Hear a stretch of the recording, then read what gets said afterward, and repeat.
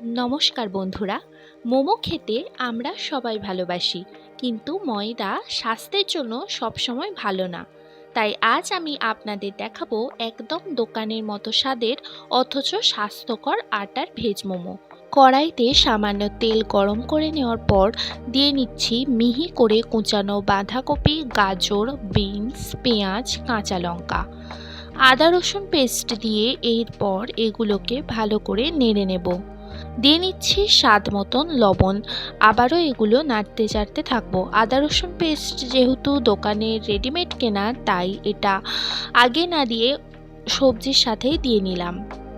দিয়ে নিচ্ছি একটুখানি চিলি সস এবং সয়া সস। এতে কিন্তু স্বাদটা একেবারে দোকানের মতন হবে।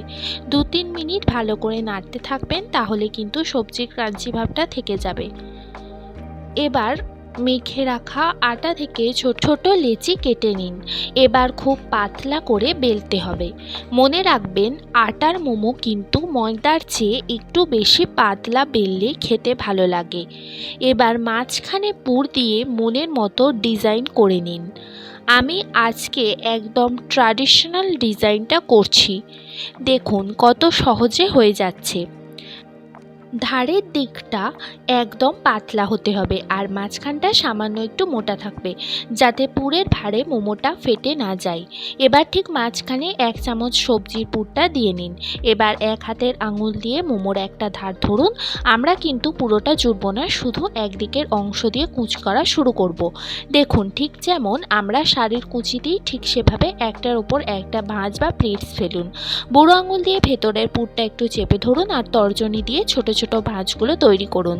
একদিকের অর্ধেকটা অংশ এভাবে কুচি দেওয়া হয়ে গেলে বাকি যে সমতল অংশটা থাকলো, সেটা এই কুচি দেওয়া অংশের ওপর আলতো করে চেপে জুড়ে দিন। দেখুন তৈরি হয়ে গেল একদম দোকানে সেই চেনা লম্বাটে শেপের মোমো। মোমো স্টিমার ছাড়াই গ্যাসে একটি পাত্রে গরম জল বসিয়ে তার ওপর ফুটো বাটিতে একটু তেল ব্রাশ করে সমস্ত মোমোগুলোকে সুন্দর মতন দিয়ে নেবেন। তারপর একটা ঢাকনার সাহায্যে ঢেকে রাখবেন। আর এইভাবেই 10 থেকে 15 মিনিটের মধ্যেই রেডি হয়ে যাবে মোমো। আমাদের আটার স্বাস্থ্যকর ভেজ মোমো কিন্তু পারফেক্টলি ডান। এটা পুরোপুরি সুন্দরভাবে সেদ্ধ হয়ে গেছে। এবার শুধু গরম গরম পরিবেশন করবার পালা। রেসিপিটা কেমন লাগলো জানাতে একদমই ভুলবেন না। দেখা হচ্ছে পরবর্তী নতুন কোনো ভিডিওতে। ধন্যবাদ।